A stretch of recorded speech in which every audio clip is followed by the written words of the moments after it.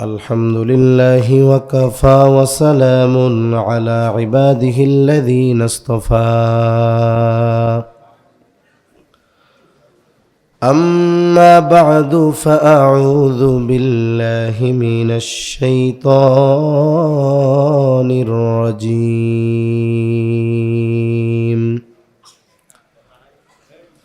بسم الله الرحمن الرحيم من عمل صالحا من ذكر أو أنثى وهو مؤمن فلنحيينه حياة طيبة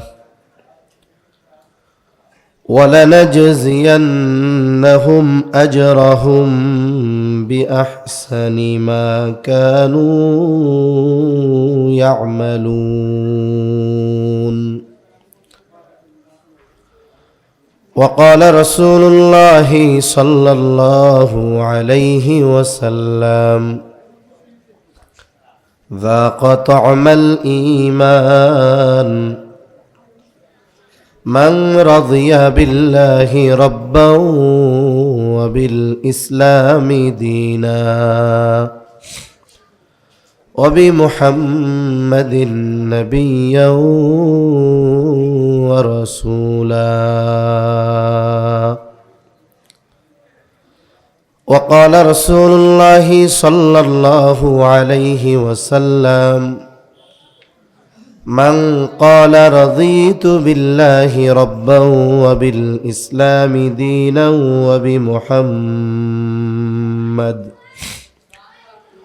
وبمحمد نبيا ورسولا وجبت له الجنة أو كما قال النبي صلى الله عليه وسلم صدق الله العلي العظيم وصدق رسوله النبي الكريم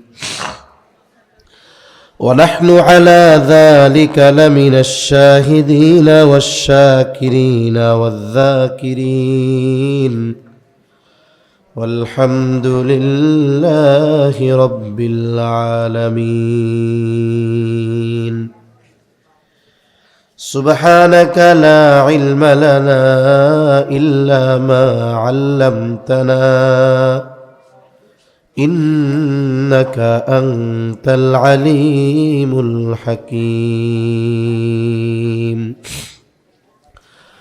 اللهم صل على محمد وعلى آل محمد كما صليت على إبراهيم وعلى آل إبراهيم إنك حميد مجيد.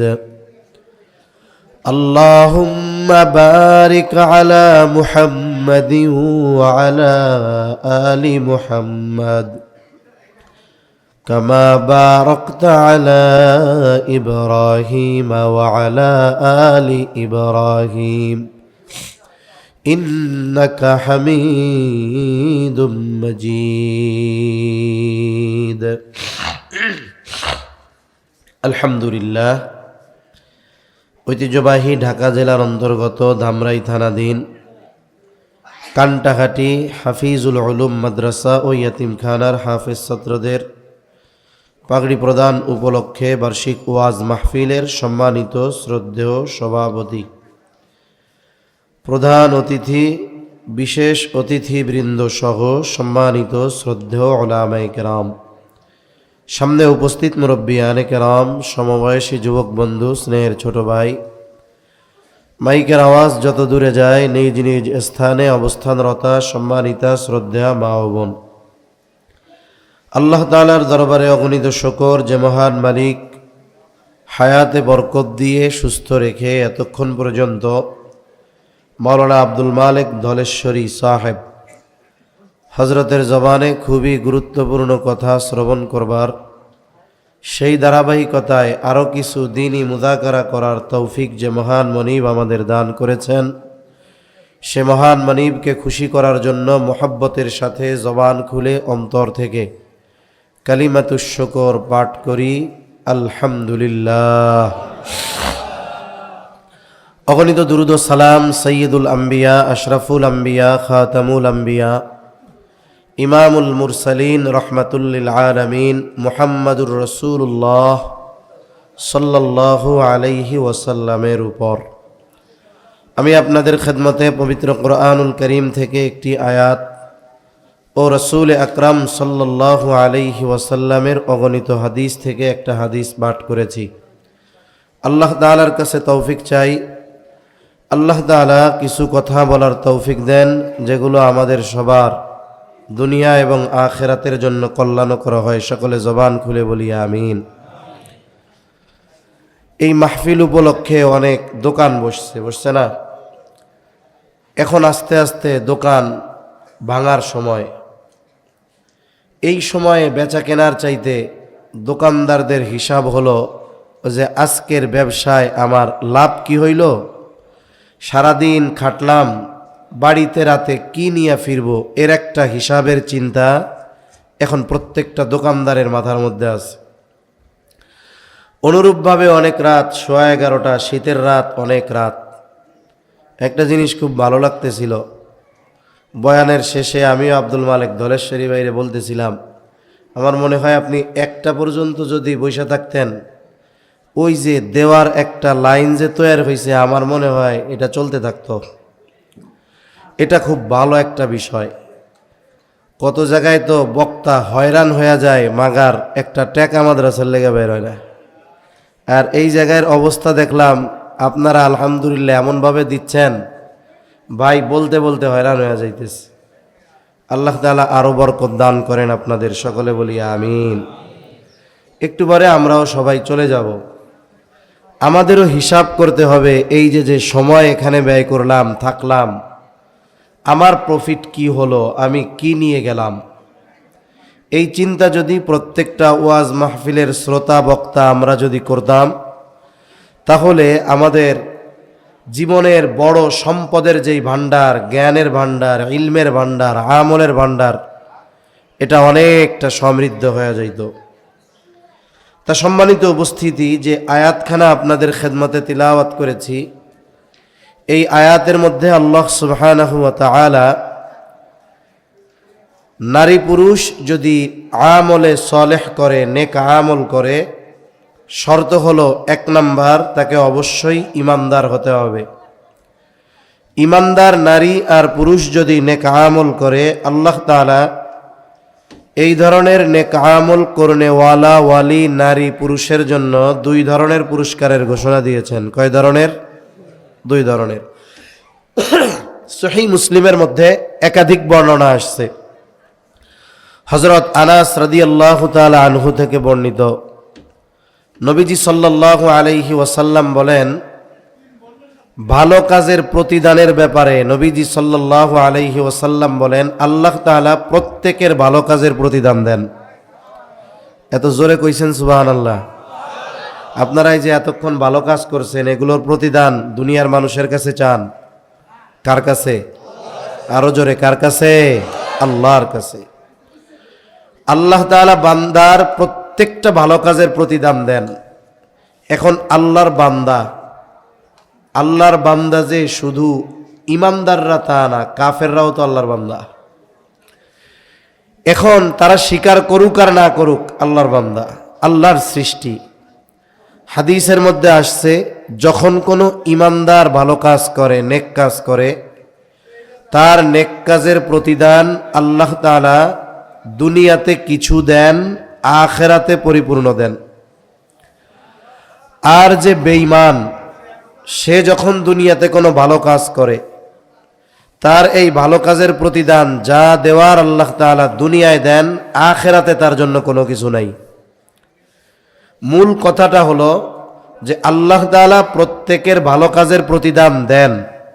ইমানদার হলে দুনিয়ায়ও দিবেন, আখিরাতেও দিবেন।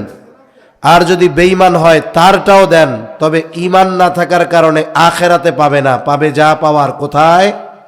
দুনিয়ায়। তবে মন্দ কাজের ক্ষেত্রে আল্লাহ তাআলা ঈমানদার হোক আর বেঈমান হোক, মন্দ কাজের যদি কিছু শাস্তি দিতে চান আল্লাহ তাআলা এটা দুনিয়াতে দেন কিছু, আর আখিরাতে আল্লাহ তাআলা দিবেন পরিপূর্ণ। আল্লাহ তাআলা কোরআনুল কারীমের মধ্যে বলেন, ওয়া ইন্নামা তুওয়াফাউনা উজুরাকুম ইয়াউমাল কিয়ামা, কিয়ামতের দিন আল্লাহ তাআলা তোমাদের, মূল কথা হলো দুনিয়ার কর্মের পূর্ণ প্রতিদান আল্লাহ তাআলা কিয়ামতের দিন দিবেন। তাহলে মূল কথা আয়াতের দিকে যাই, যে ইমানদার নারী অথবা পুরুষ যদি নেক আমল করে দুনিয়া আখিরাতে পুরস্কার আছে না নাই? দুই ধরনের পুরস্কার, এক ধরনের পুরস্কার দুনিয়ায়, আর এক ধরনের পুরস্কার আখিরাতে। তবে নেক আমল এর দ্বারা আখিরাতে পরিপূর্ণ প্রতিদান পাওয়ার অন্যতম শর্ত হলো ঈমান। আর বাস্তবিক অবস্থা হলো নেক আমল ওই মানুষগুলোই করে, আল্লাহর হুকুম আহকাম তারাই মানে, ইসলামের উপরে তারাই চলে, নবীর সুন্নাতের উপরে তারাই চলে। কারা? বলে যারা ঈমানের মজা পেয়েছে তারা। এখন ঈমানের মজা পেয়েছে কারা? আল্লাহ তাআলা পরিচয় দেন ঈমানের মজা কারা পেয়েছে। قال رسول الله صلى الله عليه وسلم ذاق طعم الإيمان من رضي بالله ربا وبالإسلام دينا وبمحمد نبيا ورسولا। রাসূলুল্লাহ সাল্লাল্লাহু আলাইহি ওয়াসাল্লাম বলেন, ওই ব্যক্তি ঈমানের মজা, ঈমানের স্বাদ লাভ করেছে কে? মান রাদিয়া বিল্লাহি রাব্বা, যে আল্লাহকে রব হিসাবে পেয়ে খুশি হয়েছে, ওয়া বিল ইসলামি দীনা, যে ইসলামকে দিন হিসাবে পেয়ে খুশি হয়েছে, ওয়াবি মুহাম্মাদিন নাবিয়্যাও ওয়া রাসূলা, ঈমানের মজা লাভ করেছে ওই ব্যক্তি যে মুহাম্মাদুর রাসূলুল্লাহ সাল্লাল্লাহু আলাইহি ওয়াসাল্লামকে নবী হিসাবে পেয়ে খুশি হয়েছে। এই তিন জিনিস পেয়ে আমরা কারা কারা খুশি? হাত উঁচা করি। নারায়ে তাকবীর, নারায়ে তাকবীর। মাশাআল্লাহ, সজাগ আছেন বোঝা গেল। ঈমানের পরিপূর্ণ স্বাদ পয়গম্বর আলাইহিমুস সালামের পরে লাভ করেছে সাহাবায়ে কেরাম। সাহাবায়ে কেরাম ঈমানের মজা কেমন পেয়েছে? বলে তাদের ঈমান একদিকে, গোটা দুনিয়ার সব কিছু আর একদিকে। তারা সব কিছু ছাড়তে রাজি, তবু তারা ঈমান ছাড়তে রাজি না। ঈমানের মজা তারা এমন পেয়েছে, দুনিয়ার জুলুম অত্যাচার তাদেরকে ঈমান গোপন পর্যন্ত করতে দেয় নাই। ঈমান ত্যাগ বহুদূর, ঈমানের মজা এমন পেয়েছে যে তারা বিপদের কঠিন সময়ও ঈমানটাকে গোপন করে নাই। রাসূল আকরাম সাল্লাল্লাহু আলাইহি ওয়াসাল্লামের সাহাবী হযরত বেলাল রাদিয়াল্লাহু তাআলা আন, কত মর্যাদাবান একজন সাহাবী, অথচ তিনি ছিলেন গোলাম। আল্লাহর কাছে দামি হওয়ার জন্য কোটিপতি হওয়া লাগে না, সুন্দর হওয়া লাগে না, উচ্চ বংশের হওয়া লাগে না। আল্লাহ তাআলার কাছে দামি হওয়ার মতো কাজ যে করতে পারে, সে যদি কালো হয়, নিম্ন বংশ আর নিম্ন বর্ণের হয়, আল্লাহ তাআলা তার দামটা বাড়ায় দেয়। বেলালের দাম কত বাড়ছে যে নবীজি মেরাজে গেছে, জান্নাত জাহান্নাম আল্লাহর নবী দেখছে, জান্নাতের মধ্যে নবীজি বেলালের পায়ের আওয়াজ শুনতে পাইছে। সুবহান। এই বেলাল ঈমানের মজা পাইছে। বেলাল ছিল উমাইয়ার গোলাম, কাফেরদের অন্যতম এক নেতা উমাইয়া। তার গোলাম ছিল হযরত বেলাল রাদিয়াল্লাহু তাআলা। বেলাল হাবশী, কালো, নিগ্রো, ইউথিপিয়ান, আফ্রিকান। নবীজি সাল্লাল্লাহু আলাইহি ওয়াসাল্লামের নবুয়তের কথা, রিসালাতের কথা তার কাছে পৌঁছাইছে। গোলাম বেলাল মালিকের অজান্তে, মালিককে না জানায়া ঈমান আনছে, গোপনে গোপনে ঈমান আনছে হযরত বেলাল। ঈমানের নূর হলো এমন এক নূর, এটাকে হযরত বেলাল আর গোপন রাখতে পারে নাই। একটা সময় উমাইয়ার কানে পৌঁছায়া গেছে, উমাইয়া জেনে গেছে আমার গোলাম বেলাল ঈমান আনছে। এখন তো গোলামের মাসালা নাই, বলে গোলাম হলো এমন, গোলামের নিজের কোনো ইচ্ছা নাই, গোলামের ইচ্ছাটাও নির্ভর করে তার মনিবের উপরে।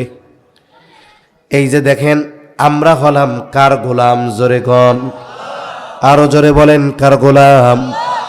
দুনিয়াতে যদি প্রকৃতপক্ষে আল্লাহর গোলাম হওয়া যায়, ওই মানুষের দাম আল্লাহ তাআলা দুনিয়ায় বাড়ায়া দেয়। এজন্য আমরা আল্লাহর গোলাম হব। গোলামের কোনো ইচ্ছা থাকে না, মনিবের ইচ্ছা মতো কাজ করতে হয়। যদি মনিবের ইচ্ছার বাইরে গোলাম কিছু করে, তাহলে গোলাম অপরাধী বলে সাব্যস্ত হয় এবং ওই মনিবের এই ক্ষমতা থাকে, মনিব যেই ধরনের শাস্তি ইচ্ছা গোলামকে দেওয়ার অধিকার রাখে কি রাখে না? রাখে। আমরা আল্লাহর গোলাম, আর গোলামের ইচ্ছাটাও মনিবের উপরে নির্ভর করে। মনিব যেটা চায় সেটা করতে গোলাম বাধ্য, যদি না করে সে অপরাধী, অবাধ্য, শাস্তি আছে তার জন্য। উমাইয়ার গোলাম হযরত বেলাল রাদিয়াল্লাহু তাআলা আনহু ঈমান আনছে। উমাইয়া ইসলামের প্রথম সারির দুশমন, আর তার গোলাম বেলাল ঈমান আনছে। ঈমান ত্যাগ করতে বলে, করে না। এখন হযরত বেলাল রাদিয়াল্লাহু তাআলা আনহুকে শাস্তি দিবে উমাইয়া। মরুভূমির উত্তপ্ত বালির মধ্যে খালি গায়ে শোয়া রাখছে। শুধু তাই না, পায়ের সাথে দড়ি বেঁধে, দড়ির অপর প্রান্ত ঘোড়ার সাথে বেঁধে দিত, ঘোড়া দৌড়াইতো। ও বেলাল রাদিয়াল্লাহু তাআলা আনহু ওই মরুভূমির মধ্যে শেষরায়া শেষরায়া ঘোড়ার পিছনে পিছনে শেষরায়া শেষরায়া যাইতেন, আর জবান দিয়ে একটা শব্দ বের হতো, আহাদ। কে আহাদ? আরো জোরে বলেন, আহাদ কে? যখনই জবান দিয়ে এই শব্দটা বের হইত আহাদ, শাস্তির তীব্রতার মাত্রা বাড়ায়া দিত উমাইয়া। হযরত আবু বকর সিদ্দিক রাদিয়াল্লাহু তাআলা আনহু দেখলেন এই অবস্থা। বেলাল যত আহাদ বলে, বেলালের উপরে জুলুমের মাত্রা তত বেড়ে যায়। জীবন ধ্বংস হয়ে যাওয়ার উপক্রম, মেরেই ফেলবে মনে হয়। ওলামায়ে কেরাম আছে, জিজ্ঞাসা করতে পারেন, কোন ব্যক্তি ইমানদার, ঈমান আনার কারণে যদি এমন পরিস্থিতির মুখোমুখি হয়ে যায় যে তাকে হত্যা করে ফেলবে, তাকে ধ্বংস করে ফেলবে, এই মুহূর্তে জীবন বাঁচানোর জন্য মৌখিকভাবে ঈমান গোপন করার সুযোগ তার রয়েছে। সে অন্তরে তো ঈমানের কোনো ঘাটতি নাই, কিন্তু মৌখিকভাবে সে চুপ, কিছু কয় না। এই সুযোগটা দেওয়া হয়েছে কেন? বলে জীবন বাঁচানোর স্বার্থে। ঈমান ত্যাগ করতেছে না, ঈমানকে গোপন করতেছে, ওপেন করতেছে না। হযরত বেলাল রাদিয়াল্লাহু তাআলা আনহুকে আবু বকর সিদ্দিক রাদিয়াল্লাহু তাআলা আনহু পরামর্শ দিলেন, ও বেলাল, তোমার ঈমানের খবর সবাই জানে, আল্লাহ জানে, কিন্তু তুমি যখন মুখ দিয়ে আহাদ বলো, উমাইয়া তোমার উপরে জুলুমটা বাড়ায়া দেয়। ও বেলাল, তুমি একটু এই শব্দটা উচ্চারণ কইরো না, মুখটারে একটু বন্ধ রাখো, তাহলে তোমার উপরে জুলুমের স্টিম রোলার একটু কম চলবে। বেলাল বলে, ঠিক আছে ঠিক আছে ঠিক আছে। আবু বকর সিদ্দিক রাদিয়াল্লাহু তাআলা আনহু চলে গেছে, কিন্তু বেলাল তো ঈমানের মজা পেয়ে গেছে। মুখ দিয়া গোপন করতে চায়, বলতে চায় না, কিন্তু ঈমানের মজা পেয়েছে। এই জন্য জবান দিয়ে শুধু বের হয় আহাদ আহাদ। উমাইয়ার জুলুমের মাত্রা বাড়ে, আর বেলালের জবান দিয়ে আহাদ আহাদ উচ্চারণ বাড়ে। কেন বাড়ে? বোঝা যায় উমাইয়ার জুলুমে যত কষ্ট, তার চাইতে বেলালের আহাদ ডাকার মধ্যে সে মজা বেশি পেয়ে গেছে। এই মজা তারে মুখ বন্ধ রাখতে দেয় না। জুলুমের কারণে আল্লাহর ডাকা সে বন্ধ করতে পারে না, কারণ ডাকার মধ্যে মজা পেয়ে গেছে। ইমানের মজা পেয়েছে সাহাবা একরাম, এই জন্য গোটা দুনিয়া তাদের সামনে ছিল তুচ্ছ। গোটা দুনিয়ার ক্ষমতা সম্পদের প্রলোভন দিয়ে, মৃত্যুর ভয় দিয়েও তাদেরকে ঈমান থেকে এক চুল পরিমাণ নড়ানো যায় নাই। ঈমান থেকে নড়ানো তো বহুদূর, এক চুল পরিমাণ ঈমানকে গোপনও করানো যায় নাই। রাসূলুল্লাহ সাল্লাল্লাহু আলাইহি ওয়াসাল্লামের একজন সাহাবী, নাম হলো আব্দুল্লাহ ইবনে হুযাফা রাদিয়াল্লাহু তাআলা আন। ইতিহাসের একাধিক কিতাবে এই ঘটনা আসছে। ইতিহাসের অন্যতম এক কিতাব আল বিদায়া ওয়ান নিহায়ার মধ্যেও আসছে এই ঘটনা। তৎকালীন সময়ের অন্যতম পরাশক্তি ছিল দুইটা, একটা হলো পারস্য, আর একটা হলো রোম। পারস্য হলো বর্তমান যেটাকে ইরান বলা হয়, আর রোম হলো বর্তমান ইটালি। একটা ছিল মাজুসি, অগ্নিপূজক, মুশরিক, এরা ছিল পারস্য। আর রোমান যারা ছিল, রোম যারা ছিল, এরা ছিল খ্রিস্টান আহলে কিতাব। রাসূল আকরাম সাল্লাল্লাহু আলাইহি ওয়াসাল্লামের সময় তাবুকের যুদ্ধ, একেবারে সীমান্তবর্তী এলাকায়, মদিনা থেকে 700 কিলোমিটার দূর, বিশাল এক বাহিনী নিয়ে নবীজি রওনা হয়েছেন। রোমানদের সাথে যুদ্ধ হবে। দীর্ঘ পথ পাড়ি দিয়ে নবীজি সৈন্যবাহিনীর কাছাকাছি পৌঁছাইলেন। আল্লাহ তাআলা ইতিমধ্যে নবীজির ভয় কাফেরদের অন্তরের মধ্যে ঢুকায়া দিল। রোম সৈন্যরা চলে গেল, বিনা যুদ্ধে তাবুকে মুসলমানেরা বিজয় হয়ে গেল। এটা ছিল রোমদের সাথে মুসলমানদের প্রথম যুদ্ধ। তবে এই যুদ্ধে পরস্পর মুখোমুখি হয় নাই, লড়াই হয় নাই। ইসলামের দ্বিতীয় খলিফা, খলিফাতুল মুসলিমিন হযরত ওমর রাদিয়াল্লাহু তাআলা আনহুর সময় সর্বপ্রথম রোমদের সাথে মুসলমানদের সরাসরি যুদ্ধ হয়। এর আগে সরাসরি যুদ্ধ হয় নাই, এই যে প্রথম। ওই সময়ও পৃথিবীর অন্যতম পরাশক্তি রোম। যুদ্ধের আগে প্রত্যেকটা সেনাবাহিনী তার প্রতিপক্ষের সৈন্য সংখ্যা, অস্ত্রবল, কৌশল, এগুলোর ব্যাপারে খোঁজ খবর নেয়। রোম সম্রাটও জানায়া দিলেন, চতুর্দিকে তো মুসলমান সেনাবাহিনীর জয়ের খবর শুনি, পৃথিবীর বড় বড় শক্তি তাদের কাছে পদদলিত হয়ে যাচ্ছে, একটু মুসলমান সৈন্যবাহিনীর ব্যাপারে বিস্তারিত ইনফরমেশন আমারে দিবা, বিস্তারিত তথ্য আমার একটু জানাইবা। বাদশার নির্দেশে মুসলমান সেনাবাহিনীর তথ্য আনা হলো। মুসলিম সৈন্যবাহিনীর তথ্য আনতে যেই গোয়েন্দা গেছে, গিয়া দেখে মুসলমানদের তাবু, কিছু মুসলিম পাহারায় আছে, কিছু সৈন্য ঘুমাচ্ছে, আর অধিকাংশ সৈন্য রাত জেগে নামাজে দাঁড়ায় গেছে। কেউ বা যায় নামাজে আল্লাহর কাছে দোয়ার ও নাজারি করতেছে। বিস্তারিত খোঁজ খবর নিয়ে রোম সম্রাটের কাছে হাজির। রোম সম্রাট জিজ্ঞাসা করে, কি ব্যাপার, মুসলমানদের সৈন্য সংখ্যা কত? বলে, বাদশাহ, সংখ্যার দিক দিয়ে তারা আমাদের চাইতে অনেক কম, আর বাস্তবতা এটা, ইসলামে জেহাদের ময়দানে জয়গুলো মুসলমানদের সৈন্য সংখ্যা আর অস্ত্রের কারণে হয় নাই, বরং এই বিজয়ের অন্যতম কারণ হলো ঈমান। ঈমানের কারণে আল্লাহ তাআলা বিজয় দিয়েছেন। ওরা কি সৈন্যের দিক দিয়ে সংখ্যায় আমাদের চাইতে বেশি নাকি? বলে, না বাদশাহ নামদার, বেশি না। সৈন্য কম বুঝলাম, তবে তাদের অস্ত্র কি অনেক আধুনিক নাকি? কারণ কারো কাছে যদি শক্তিশালী অস্ত্র থাকে, তাহলে 1000 মানুষের বিরুদ্ধে সে একাই যথেষ্ট। 100 মানুষের হাতে যদি লাঠি থাকে, লাঠি, আর একজনের কাছে যদি AK-47 থাকে, অস্ত্র থাকে, বলেন তো ওই একজন অস্ত্রধারীর সামনে 100 জন লাঠিয়ালের খবর আছে নাকি? বয়াই তো বলা হবে একটা ফুটাই দিলে। তাহলে কি সৈন্য কম, অস্ত্র মনে হয় অনেক ভারী অস্ত্র? বলে না না, ওরকমও কোনো কিছু নাই। তাহলে মনে হয় ওরা খুব প্রশিক্ষণপ্রাপ্ত স্পেশাল সৈন্য, 1 জন 20 জনের সাথে যথেষ্ট। যেমন সেনাবাহিনীর মধ্যে যত সেনা আছে সবাই কিন্তু একরকম না। সেনাবাহিনীর ভিতরে একটা গ্রুপ আছে, এরা হলো কমান্ডো ট্রেনিং দেওয়া। এদের পাওয়ার এরকম, এরা অস্ত্র ছাড়া এক একজন সাধারণ 10 জন সৈনিকের সাথে লড়াই করতে 1 জন কমান্ডো ওর যথেষ্ট।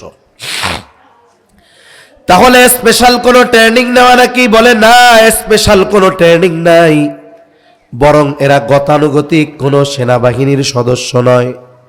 কেউ বা কৃষক, কেউ বা ব্যবসায়ী, কেউ বা অন্যের জমিনে কাজ করে।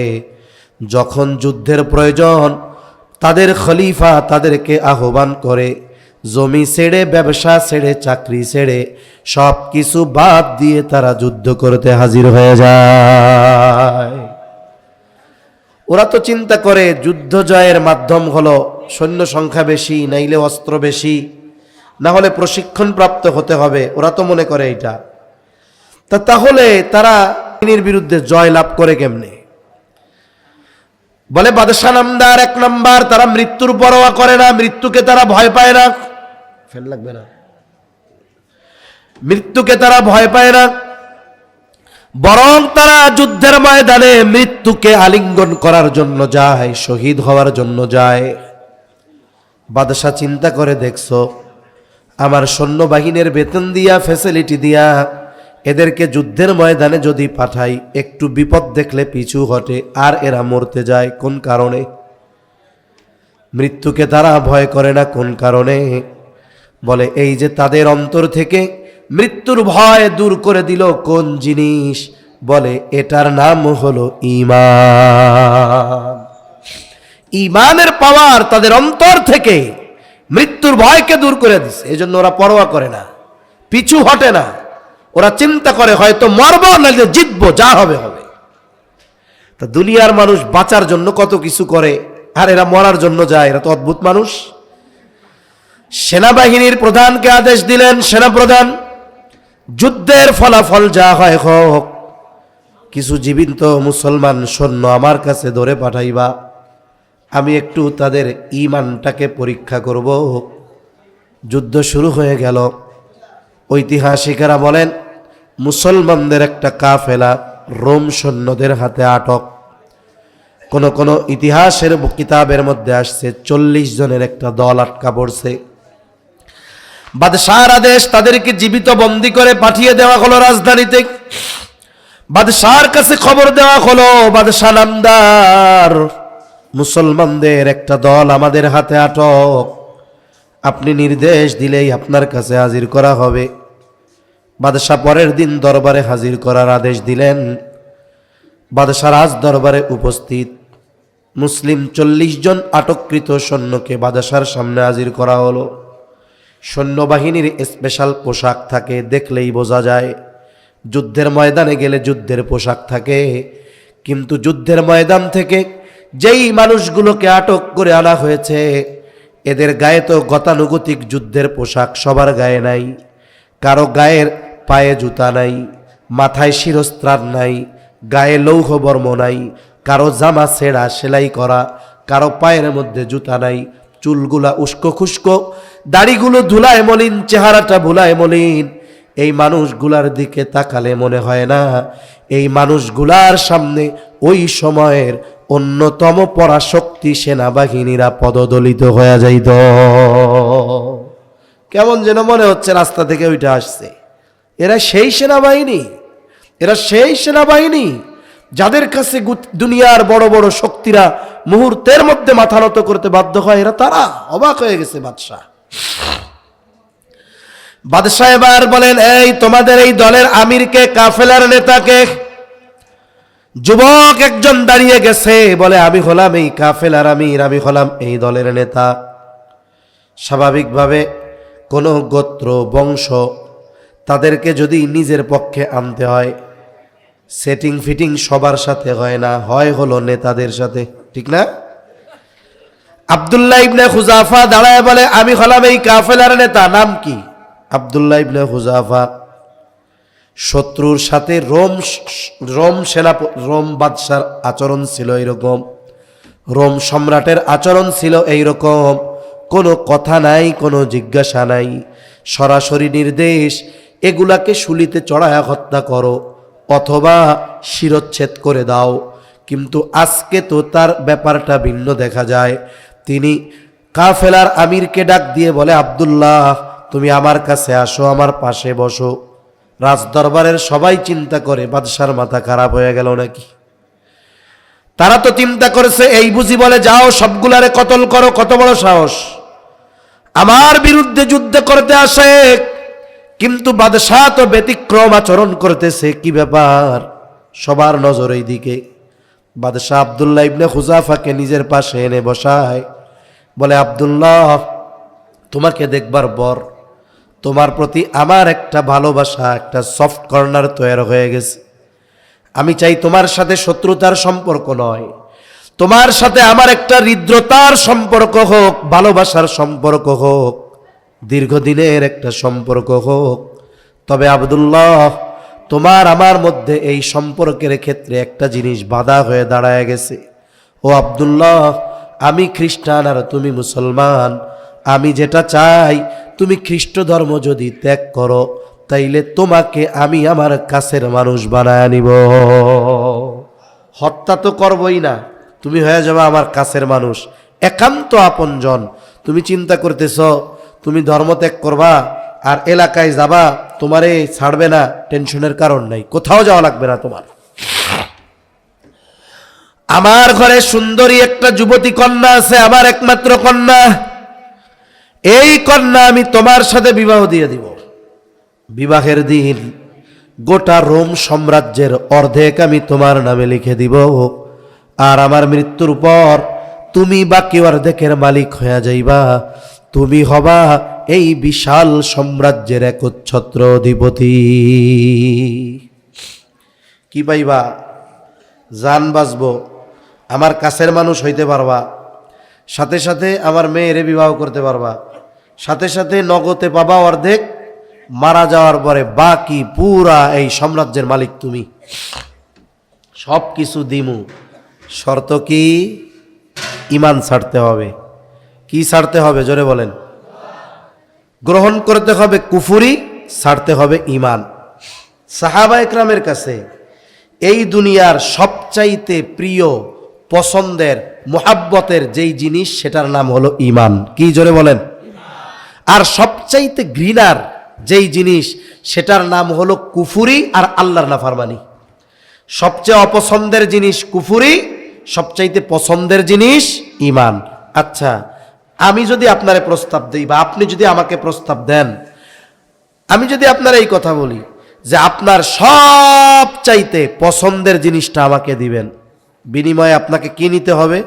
যেটাকে আপনি সবচেয়ে অপছন্দ করেন। এই রকম প্রস্তাব আমি অথবা অন্য কেউই যদি আমাদের কাউকে দেয়, এই প্রস্তাব আমরা কেউ মাইনা নিব? উল্টা ওর উপরে মেজাজ গরম হবে না? ওরে পিটাইতে মন চাবে না যে আমার সবচাইতে পছন্দেরটা চাও আর বিনিময়ে আমারে দিবা সবচাইতে ঘৃণা যেটা করি এইটা, তাই না? সাহাবা একরামের কাছে ঈমান এত প্রিয় যে এই ঈমান যে প্রিয় এটার সাক্ষ্য স্বয়ং দিয়েছেন আল্লাহ। কে জোরে বলেন? আরো জোরে বলেন কে? আল্লাহ তাআলা বলেন, ওয়া'লামু আন্না ফীকুম রাসূলাল্লাহি লাউ ইউতিউকুম ফী কাসীরিম মিনাল আমরি লা'আনিতুম ওয়ালাকিন্নাল্লাহা হাব্বাবা ইলাইকুমুল ঈমান ওয়া যায়্যানাহু ফী কুলুবিকুম ওয়া কাররাহা ইলাইকুমুল কুফরা ওয়াল ফুসুকা ওয়াল ইসয়ান। সাহাবা একরামের জন্য, সাহাবা একরামের কাছে সবচাইতে প্রিয় বস্তুর নাম হলো ঈমান। সবচাইতে ঘৃণা আর অপছন্দের জিনিসের নাম হলো কুফর, আল্লাহর নাফরমানি। এই ঈমানকে সে কিনতে চায়, ত্যাগ করতে বলে কুফরিকে গ্রহণ করার মাধ্যমে। আপনার আমার মেজাজ গরম হবে, আর এই প্রস্তাবের পরে সাহাবা একরামের মেজাজ গরম হবে না, এটা হতে পারে না। কোন দরবারে বসা আছে, কে সামনে, এগুলো দেখার কোনো টাইম নাই। আব্দুল্লাহ ইবনে হুযাফা বাদশার কথা শুনতেছে, আর রক্ত গরম হচ্ছে, শরীরের লোম কূপ দিয়ে ঘাম বের হওয়া শুরু হয়ে গেছে। কথা শেষ, আব্দুল্লাহ ইবনে হুযাফা বসা ছিল, উঠে দাঁড়ায় গেছে। কারণ যখন কোনো মানুষের রাগ হয়, শুইয়া থাকলেও সে লাফ দিয়া দাঁড়ায় যায়, ঠিক না? এমন হয় না যে রাগ হইলে সে সুন্দর মতো কম্বলের তলে চলে যায়, এটা মানুষ খুব কম করে। কিন্তু যদি বিনা কারণে রাগ হয়, তাহলে দাঁড়ানো থাকলে বসা, বসে থাকলে শুয়ে পড়া, এটা দরকার, তাইলে রাগ কমে যায়। আব্দুল্লাহ ইবনে হুযাফা দাঁড়ায় গেছে, চোখগুলো রক্তবর্ণ হয়ে গেছে, রাগে ক্ষোভে লোমকূপ দিয়ে ঘাম বের হচ্ছে।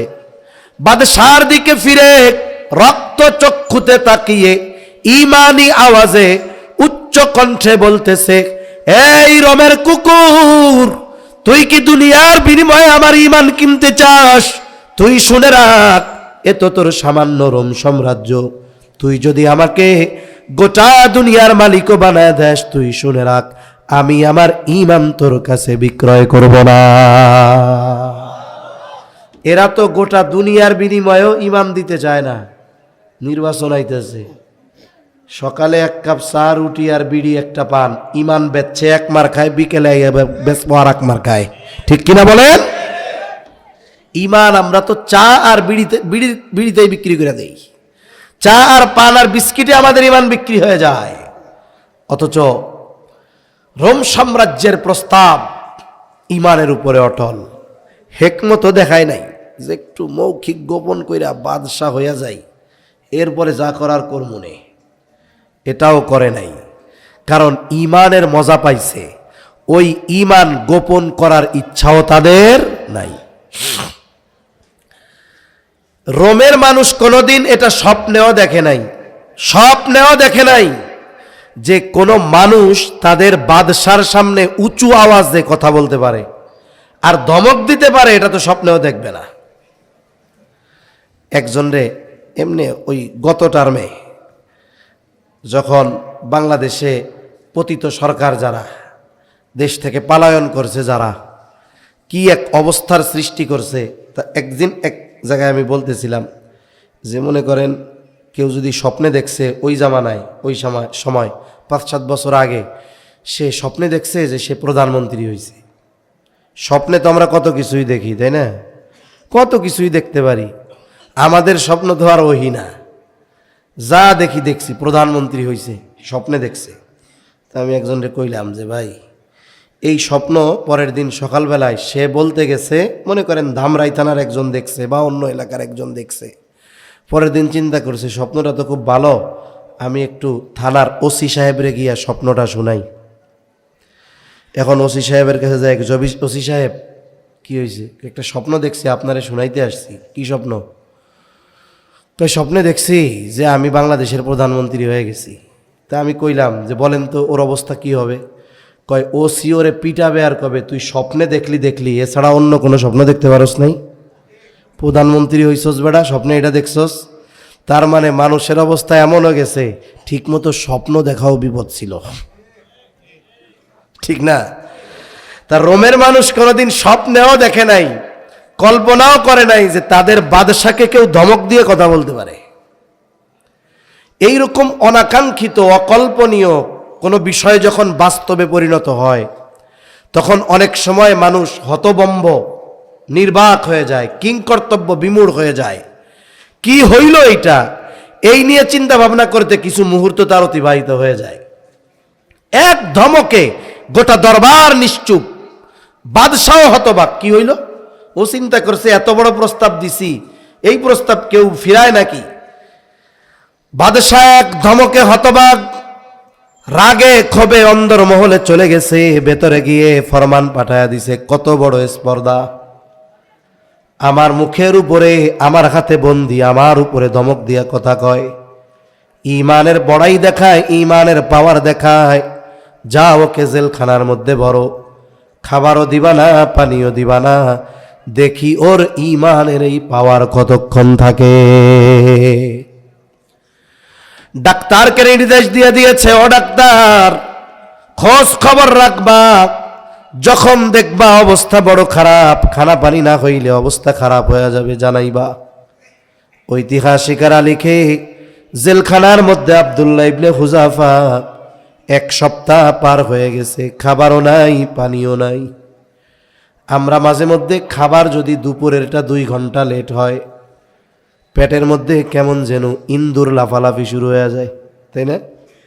অনেক সময় দেখবেন রোজা যখন ভাদ্র মাসে গেছে, আষাঢ় শ্রাবণ ভাদ্র মাস, বড় দিন, প্রায় মসজিদে দেখা যাইতো জোহরের পরে কিছু মুসল্লি মসজিদের মধ্যে শুইয়া গড়াগড়ি দেয়, একবার ওই পাড়ে যায়, একবার এই পাড়ে যায়। কি হয়েছে? কয় রোজায় ধরছে, আর সহ্য হয় না। রোজার কি হাত পাও আছে নাকি?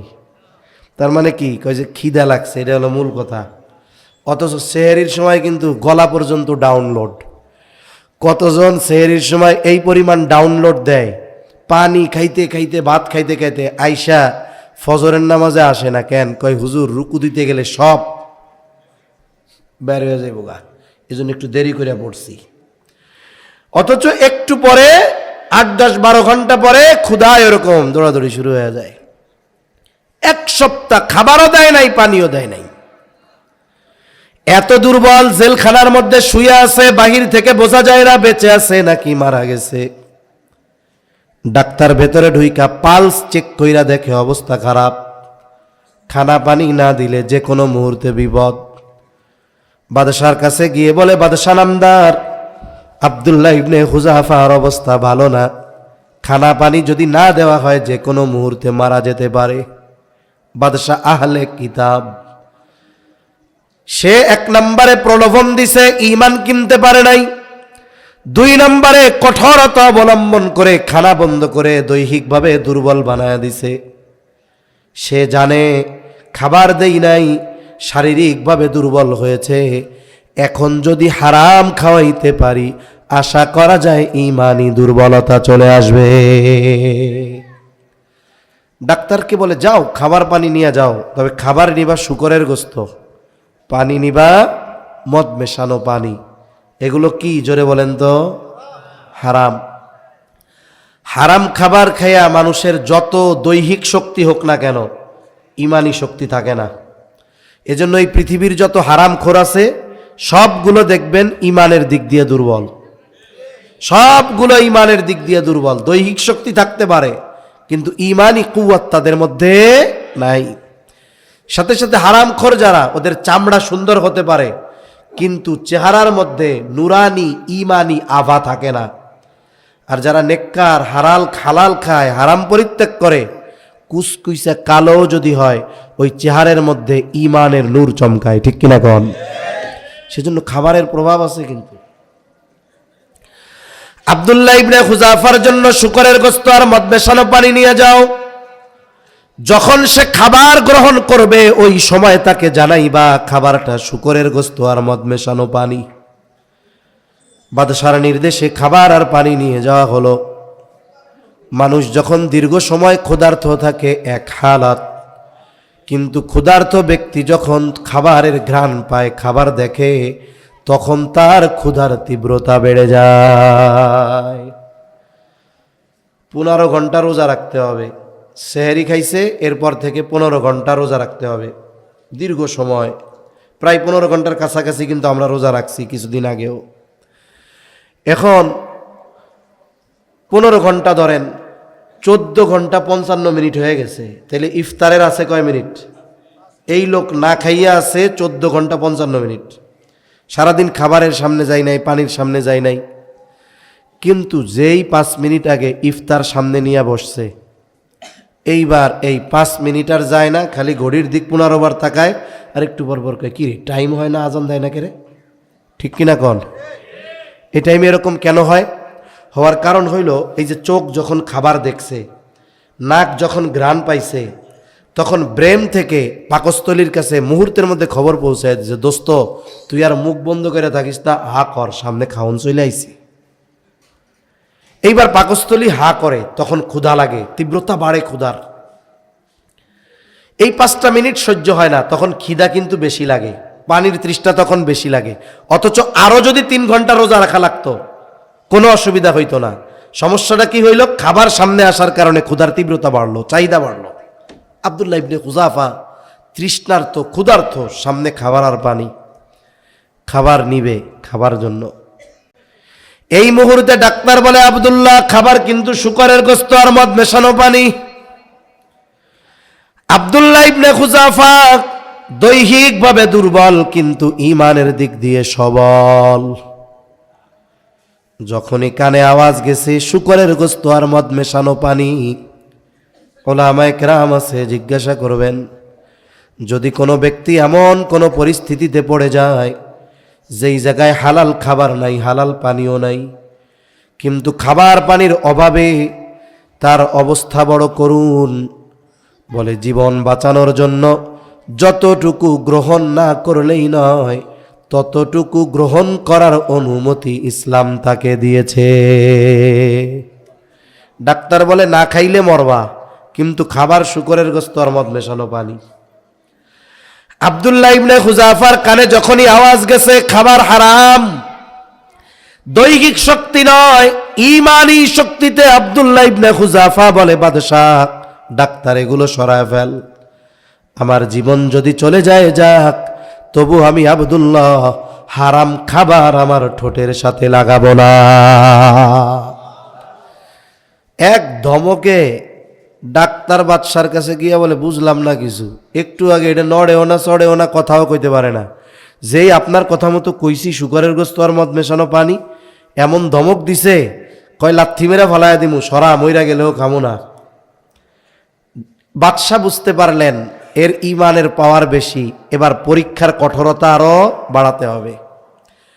ঈমানি পরীক্ষার একটা স্তর আছে, স্তর বলে, এই স্তর অতিক্রম যখন কোনো ব্যক্তি করে ফেলতে পারে, এরপরে পরীক্ষার কঠোরতা যত বেশি হোক না কেন ও ওইটার আর পরোয়া করে না। আব্দুল্লাহ ইবনে হুযাফা সেই স্তর অতিক্রম করে ফেলছে। এখন পরীক্ষা যত কঠোর হোক, আব্দুল্লাহ ইবনে হুযাফাকে বশে আনা সম্ভব নয়। বাদশাহ আদেশ দিলেন, পরের দিন বড় এক পাতিলের মধ্যে তেল গরম করবা। ঐতিহাসিকদের থেকে 2টা মত পাওয়া যায়। পরের দিন আব্দুল্লাহ ইবনে হুযাফাকে খ্রিস্টানদের যেই কুরুশ আছে, কুরুশ দেখছেন না, যোগের মতো এরকম কুরুশ, ওইখানে আব্দুল্লাহ ইবনে হুযাফাকে বাঁধা হলো, হাত পা বাঁধা হলো। তীরন্দাজদেরকে নির্দেশ দেওয়া হলো, তোমরা একযোগে সবাই তার দিকে তীর মারবা, তবে সাবধান, তীর যেন তার গায়ে না লাগে, আশপাশ দিয়ে যেন তীর চলে যায়। উদ্দেশ্য হলো আব্দুল্লাহ ইবনে হুযাফাকে মৃত্যুর ভয় দেওয়া। হয়তো এই ভয়ে সে আমার শর্ত মাইনা নিবে। আর এক বর্ণনায় এসছে, তেল গরম করা হলো বড় পাতিলের মধ্যে, টকবক করতেছে উত্তপ্ত ফুটন্ত তেল। আব্দুল্লাহ ইবনে হুযাফা 2 জনের কাঁধে ভর করে বাদশার সামনে আসছেন, কারণ হাঁটার মতো বল নাই। বাদশাহ আব্দুল্লাহ ইবনে হুযাফাকে তেল দেখায় বলে, আব্দুল্লাহ এখনো সময় আছে, আমার কথা মেনে নাও। যদি মানো, যেই প্রতিশ্রুতি তোমাকে দেওয়া হয়েছে সেটা পূরণ করা হবে, আর যদি আমার কথা না মানো, ওই ফুটন্ত তেলের মধ্যে তোমারে ফালায়া দেওয়া হবে। আব্দুল্লাহ ইবনে হুযাফা 2 জনের কাঁধে ভর করা, ক্ষীণ কণ্ঠে বলতেছে, বাদশাহ আমি জীবন দিয়া দিব, তবু ঈমান দিব না। তোমার পরিণতি কি হবে জানো, দেখতে চাও? বাদশাহ আদেশ করছে, যা জেলখানার থেকে একটা সুস্থ সবল এরকম একটা লোক, মুসলমান কয়েদি দেখে ধরে আনবা। বাদশার আদেশে ধরে আনছে। বাদশাহ ইশারা দিছে, তেলের মধ্যে ফালায় দাও। আব্দুল্লাহ ইবনে হুযাফার সামনে ওই মুসলমান কয়েদি যুবককে ফুটন্ত তেলের মধ্যে ফালায় দেওয়া হলো। মুহূর্তের ভিতরে শাহাদাতের অমীয় সুধা সে পান করলো। হাড্ডি থেকে মাংসগুলো আলাদা হয়ে গেছে, ছিন্ন বিচ্ছিন্ন হয়ে গেছে। আব্দুল্লাহ ইবনে হুযাফাকে বলে, আব্দুল্লাহ, এই পরিণতিও তোমার হবে। এই দৃশ্য দেখবার পরেও আব্দুল্লাহ ইবনে হুযাফা অবস্থার উপরে অনড়, বলে, বাদশা জীবন চলে যায় যাক, তবু আমি ঈমান ছাড়ব না। বাদশা এবার রাগে বলে, যা ওরেও ফালায় দে তেলের মধ্যে। আব্দুল্লাহ ইবনে হুযাফাকে ধরে ধরে দুইজন তেলের দিকে নিয়ে যায়। এতক্ষণ সব কিছু স্বাভাবিক, এখন আব্দুল্লাহ ইবনে হুযাফা কান্না শুরু করছে, চোখ দিয়া পানি পড়ে। মানুষ কিন্তু সব সময় কষ্টে কান্না করে এমন নয়, বরং অনেক সময় মানুষ আফসোসে কান্না করে, অনেক সময় মানুষ আনন্দেও কান্না করে। ওরা ভাবছে ভয়ে কাঁদতেছে, মরার ভয়ে। বাদশারে বলে, বাদশাহ ভয় পেয়ে গেছে মনে হয়, কাঁদতেছে, এখন প্রস্তাব দেন, এখন হয়তো মাইনা নিবে। বাদশাহ বলে, আব্দুল্লাহ দাঁড়াও, কান্না করো কেন? মরার ভয় হয়, প্রিয়জনের কথা মনে হয়। আব্দুল্লাহ ইবনে হুযাফা বলে, না বাদশাহ, না না, আমি মৃত্যুর ভয়ে কান্না করি না। তাইলে কান্দো কে? বলে, বাদশাহ, আমার মালিক, আমার রব আমাকে একটা জীবন দিয়েছে, একটা জীবন। এই এক জীবন আমি একবার আল্লাহর জন্য কোরবান করতে পারবো, একবার আমি শহীদ হতে পারবো, একবার আমি কোরবান হতে পারবো। কিন্তু আমার মন চায়, আমার আল্লাহ যদি আমার শরীরের লোম সম পরিমাণ হায়াত আমারে দিত, জীবন আমারে দিত, তাহলে আমি একবার নয় বারবার আমার জীবন আল্লাহর জন্য কোরবান করতে পারতাম। কানতেছি, বেটা মরতে পারমু একবার, দ্বিতীয়বার মরার চান্স নাই, এই দুঃখে কানতেছি। কারণ যারা শহীদ হয় আল্লাহর রাস্তায়, আল্লাহ তাআলা তাদের ব্যাপারে বলেন, ওয়ালা তাকুলু লিমান ইউকতালু ফি সাবিলিল্লাহি আমওয়াত বাল আহইয়াউ ওয়ালাকিন লা তাশউরুন। আল্লাহ তাআলা জানায় দেন, যারা আল্লাহর জন্য জীবন উৎসর্গ করে শহীদ হয়, তোমরা তাদের মৃত বলো না, বরং তারা জীবিত। এখন জীবিত মানুষের প্রয়োজন আছে, খাবারের দরকার, বলে যা কিছুর দরকার সব কিছুর ব্যবস্থা যিনি করেন তিনি কে? এক হাদিসের মধ্যে আসছে, শহীদদেরকে জান্নাত দিয়ে দেওয়া হয়, সবুজ পাখির মধ্যে তাদের রূহ, জান্নাতের ভিতরে তারা উড়ে বেড়ায়, জান্নাতের নাজ নেয়ামত তারা ভোগ করতে থাকে। আল্লাহ তাআলা তাদের জিজ্ঞাসা করে, তোমাদের কি মন চায়? কিছু আছে নাকি যেটা তোমাদের মনের চাওয়া? শহীদেরা বলে, আল্লাহ কিছুই মন চায় না, তবে একটা জিনিস মন চায়। কি মন চায়? বলে, যদি আবার দুনিয়ায় যাওয়ার সুযোগ দিতেন, আপনার রাস্তায় জেহাদ করতাম, শহীদ হতাম, আবার যাইতে দিতেন, জেহাদ করতাম, শহীদ হতাম, আবার যাইতে দিতেন, জেহাদ করতাম, শহীদ হতাম। শুধু এটাই মন চায়, আর কিছু মন চায় না। তার মানে যাদের শাহাদাতের মৃত্যু নসিব হয়েছে, হবে, ওরা মরার পরেও আল্লাহর কাছে আফসোস করবে, এইটা যদি আবার যদি এরকম মরতে পারতাম। কিন্তু সুযোগ তো নাই। সুযোগ আছে? এই যে সুযোগ নাই, এই জন্য আব্দুল্লাহ ইবনে হুযাফা কাঁদতেছে যে আমি তো মরতে পারবো একবার, দ্বিতীয়বার মরার তো সুযোগ নাই, এই দুঃখে কান্দি। বাদশাহ আহলে কিতাব, খ্রিস্টান হলেও আল্লাহকে তো বিশ্বাস করে, শিরিক করুক যা করুক আল্লাহরে বিশ্বাস করে। চিন্তা করতেছে, এই লোক কেমন লোক, একেবারে তেলের মধ্যে ফালায়া দিতে চাইলাম, মনে করছি মরার ভয়ে কান্দে, এখন দেখি যে বারবার মরতে পারবে না, এই আফসোসে কান্না করে। মনে রাখতে হবে, অনেক সময় মানুষকে মেরে ফেলার মাধ্যমে জয়ী হওয়া যায় না, অনেক সময় মানুষ মারা গেলেই পরাজিত হয় না, অনেক সময় মানুষ মৃত্যুর মাধ্যমে চূড়ান্ত সফলতা অর্জন করে। ঠিক কিনা বলেন? অনেক সময় অনেক মানুষ মনে করে একজনে মেরে ফেলছি, এতে শেষ না, ও হেরে যায় নাই, ও জিতে গেছে। বাদশা জ্ঞানী মানুষ বুঝে যে ওকে যদি আমি এখন তেলের মধ্যে ফালায় দেই, ও তো মরে যাবে, শহীদ হবে, কিন্তু পরাজিত তো হবে না। কোনো না কোনোভাবে এর একটু পরাজিত বানাইতে হবে। বাদশাহ এবার বলে যে কিচ্ছু লাগবে না, তুমি এক কাম করো, তুমি আমার কপালে একটা চুমা দাও, একটা চুমা দাও, আমি তোমারে মুক্তি দিয়া দিব সসম্মানে। আব্দুল্লাহ ইবনে হুযাফা চিন্তা করে, চুমা দিলে যেহেতু মুক্তি দিয়া দিবে, তবে চুমা আমি আমার জীবনের বিনিময়ে দিব না। এইবার পাল্টা শর্ত দেয় বাদশারে, বলে বাদশাহ চুমা দিতে পারি এক শর্তে, আমাকে শুধু মুক্তি দিলে হবে না, বরং তোমার জেলখানায় যত মুসলমান কয়েদি আছে সবাইকে যদি সসম্মানে মুক্তি দেওয়ার ওয়াদা দাও, তবেই তোমার কপালে একটা চুমা আমি দিতে পারি, নইলে তেলে ফালায় দে, তাও তোরে চুমা দিব না আমি। বাদশাহ হয়তো চিন্তা করতেছে কোনো কথা তো শুনাইতে পারলাম না, যা হয় হোক কোনো মতে এই কথাটা একটু শুনাই। কয় ঠিক আছে, তুমি চুমা দিলে তোমার শর্ত আমি মাইনা নিব।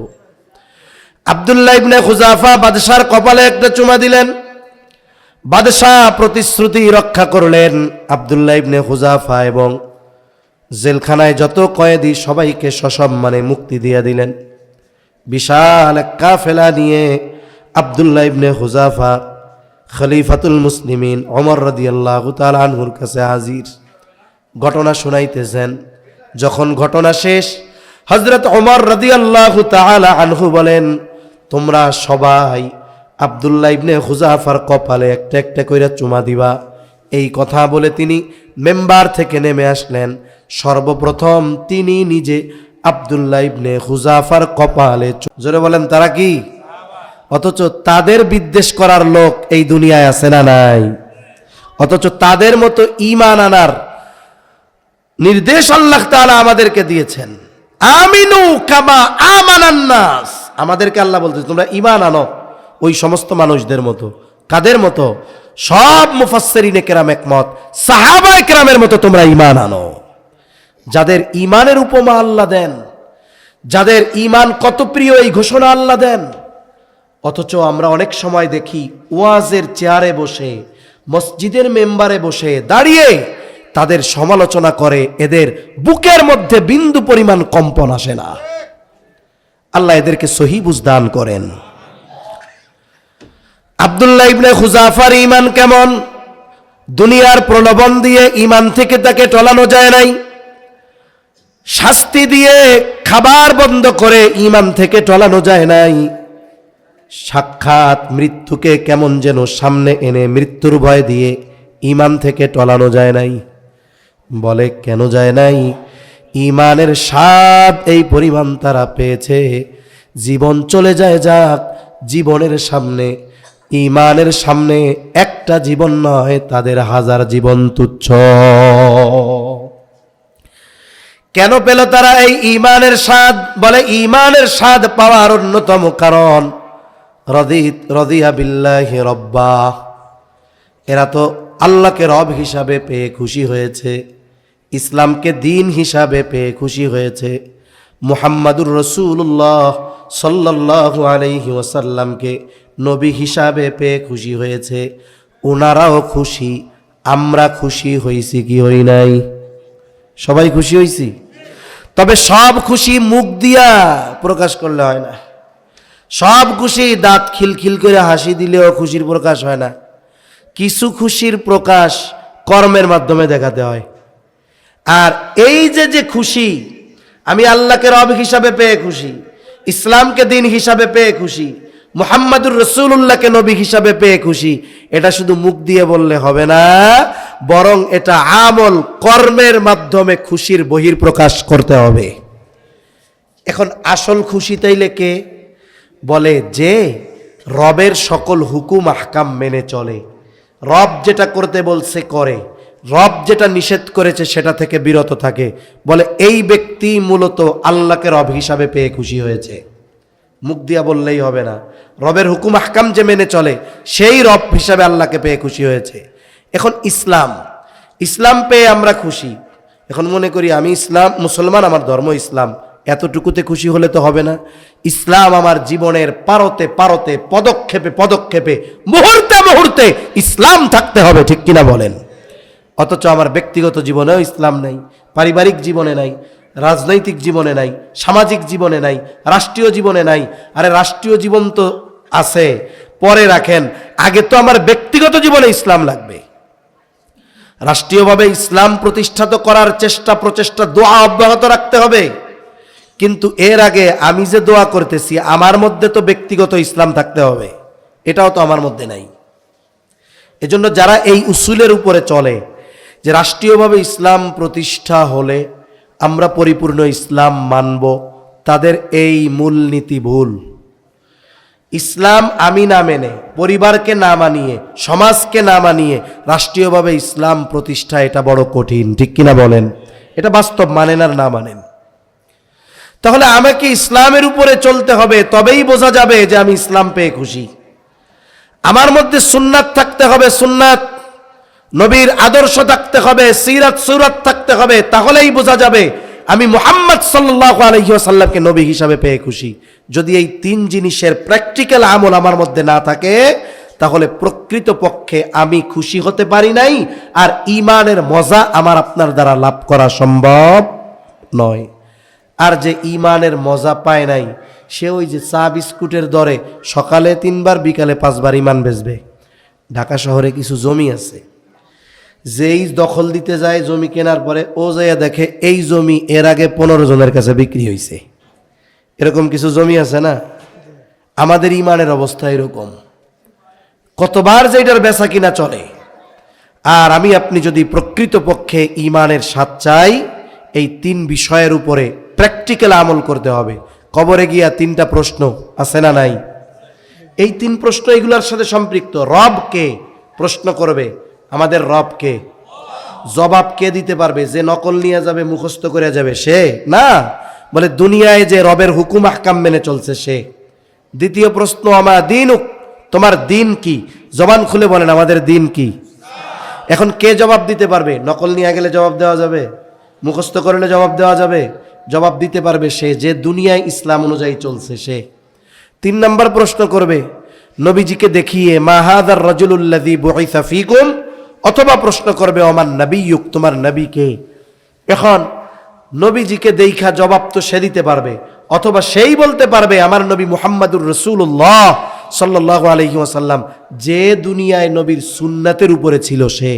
কিন্তু আমাদের প্র্যাকটিক্যাল ভাবে এই 3 বিষয় আমার আপনার মধ্যে যদি না থাকে, ঈমানের স্বাদও পাবো না, কবরের প্রশ্নের জবাব দেওয়ারও উপায় থাকবে না। এখন কি করা যাইতে পারে? আমলে অভ্যস্ত হতে হবে। যেমন দেখেন, প্রত্যেক দিন মসজিদের মিনার থেকে 5 বার আজান দেওয়া হয়। আজান কেন দেয়? নামাজের কথা স্মরণ করা দেয় না আমাদের?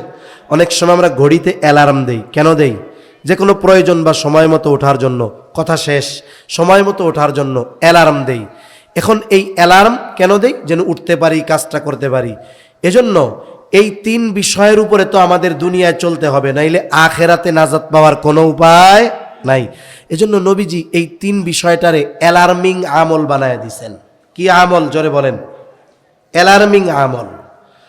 قال رسول الله صلى الله عليه وسلم من قال رضيت بالله ربا وبالإسلام دينا وبمحمد نبيا ورسولا, নবীজি সাল্লাল্লাহু আলাইহি ওয়াসাল্লাম বলেন, যে ব্যক্তি বলে আমি আল্লাহকে রব হিসাবে পেয়ে খুশি, ইসলামকে দিন হিসাবে পেয়ে খুশি, মুহাম্মদ সাল্লাল্লাহু আলাইহি ওয়াসাল্লামকে নবী হিসাবে পেয়ে খুশি, বলেন তো এই বলা দ্বারা উদ্দেশ্য শুধু মুখের বলা না, আমল করা? সে আমল করে, কিন্তু সে সকালে বলে, সন্ধ্যায় বলে। এক বর্ণনা আসছে সকাল সন্ধ্যায় 3 বার করে বলে। কয়বার কয়রা? এটা মুখে বলে, আর সারাদিন এটার আমল করে। নবীজি বলেন ওয়াজাবাত লাহুল জান্নাহ, ওই ব্যক্তির জন্য জান্নাত ওয়াজিব হয়ে যায়। সুবহানাল্লাহ। আমলটা করব তো ইনশাআল্লাহ। এটা হলো আমাকে সকালের আমল মনে করায়া দিবে। হেই মাওলানা ইসমাইল সাহেব, তুমি সকালে নিজেরে বলতেছো রাদিতু বিল্লাহি রাব্বা ওয়া বিল ইসলামি দীনা ওয়া বি মুহাম্মাদিন নাবিয়্যা ওয়া রাসূলা। হেই মিয়া, সাবধান, সারাদিনে যেন একটাও রবের অসন্তুষ্টিমূলক কাজ না হয়, সারাদিনে যেন তোমার ইসলামের বিপরীত একটা কাজ না হয়, সারাদিনে যেন তোমার সুন্নাতের বহির্ভূত একটা কাজ যেন তোমার দ্বারা না হয়। 3 বার তুমি তোমারে মনে করাই দাও। এবার আবার সন্ধ্যায় মনে করায় দাও। এই সন্ধ্যার থেকে নিয়ে সারা রাত তথা সকাল পর্যন্ত যেন সাবধান, তোমার দ্বারা একটাও যেন রবের নাফরমানি না হয়, ইসলামের বিরুদ্ধাচরণ না হয়, নবীর সুন্নাতবিহীন কোনো কাজ যেন না হয়। এই আমলগুলো হলো অ্যালার্ম। আমলগুলো কি জোরে বলেন? অ্যালার্ম। এই আমলটা করবো তো ইনশাআল্লাহ। এখন যদি নারী পুরুষ ইমানের মজা লাভ কইরা নেক আমল করে, আয়াতে বলছিলাম, আল্লাহ বলছিলেন কয় ধরনের পুরস্কার? জোরে বলেন, জোরে জোরে জোরে জোরে, কয় ধরনের? এক ধরনের পুরস্কার দুনিয়ায় পাবে। ওই যে শুরুতে মুসলিম শরীফের হাদিস বলছি, ইমানদার নেক আমল করলে পুরস্কার দুনিয়ায় আছে না নাই? আখেরাতে অগণিত, দুনিয়াতে কিছু আল্লাহ দিবে। এখন দুনিয়ায় কতটুক দিবে অল্প সময় বলে শেষ করে দিতেছি। আল্লাহ বলেন, ফালানুহিয়ান্নাহু হায়াতান তাইয়্যিবা, দুনিয়ায় আল্লাহ দিবেন হায়াতে তাইয়্যিবা। অনেক সময় আপনাদের মাদ্রাসার মুহতামিমের সাহেবের কাছে দোয়া চায়, আমাদের কাছে চায় যে হুজুর একটু দোয়া কইরেন। অনেক সময় দোয়ার মধ্যে ইমাম সাহেব, খতিব সাহেব, মুহতামিম সাহেব দোয়া করে, আল্লাহ অমুক বাইরে আপনি হায়াতে তৈয়বা দান করেন। দোয়া করে না? পবিত্র জীবন দান করেন। হায়াতে তৈয়বার ব্যাখ্যায় মুফাসসিরিনে কেরাম বেশ কয়েকটা বিষয় উল্লেখ করেন। হায়াতে তৈয়বা হলো পবিত্র শান্তিময় জীবন, যেই জীবনে শান্তি আছে পবিত্রতার সাথে। শুনেন, সুখ শান্তি আমরা কই না অনেক সময়, 2-4 মিনিট বেশি হইলে কষ্ট হবে না তো আপনাদের? আমরা অনেক সময় বলি না সুখ শান্তি, কয় না? সুখ হলো আসবাবের সাথে সম্পৃক্ত, শান্তি হলো অন্তরের সাথে সম্পৃক্ত। মনে করেন একটা লোকের বিল্ডিং, এখন শীতের দিন, তার বিল্ডিংয়ের মধ্যে এসি লাগানো আছে, হট অ্যান্ড কুল। এই যখন শীত পড়ে তার এসি দিয়া গরম বাতাস বের হয়, কি আরাম লাগে। গরমের দিন ঠান্ডা বের হয়। বিছানাটাও খুব আরামের, অর্ডার দিয়া ম্যাট্রেস বানায় আনছে, বালিশগুলো অরিজিনাল শিমুল তুলার, এত আরামের আসবাব, ঘুম আসার জন্য যা দরকার সব আছে। কিন্তু এরপরেও ঘুমের ট্যাবলেট এক হালি খায়, কিন্তু ঘুম আসে না। এমন লোক আছে না নাই? বলেন তো, এর কি সুখের আসবাবের অভাব আছে? অভাব নাই তো, কিন্তু ঘুম আসে না কেন? শান্তি নাই। কি নাই জোরে কোন? সব আছে, টাকা পয়সা ধন দৌলত, কিন্তু পোলাটা মাদকাসক্ত।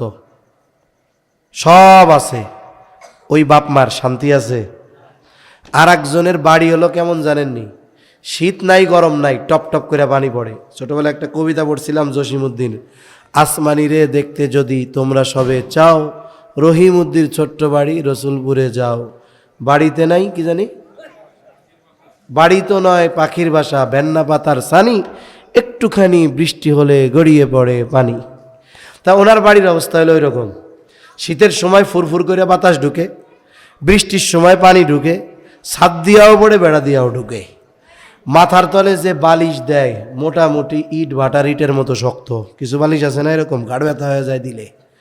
কিন্তু এই লোকটার 2টা ছেলে, একটা মেয়ে, স্ত্রী দিনদার মুত্তাকি পরহেজগার মহিলা, 2টা ছেলে হাফেজে কোরআন মৌলানা হইতেছে, মেয়েটা হেফজো কইরা এক বালিকা মাদ্রাসায় পড়ে, খুব মুআদ্দাব।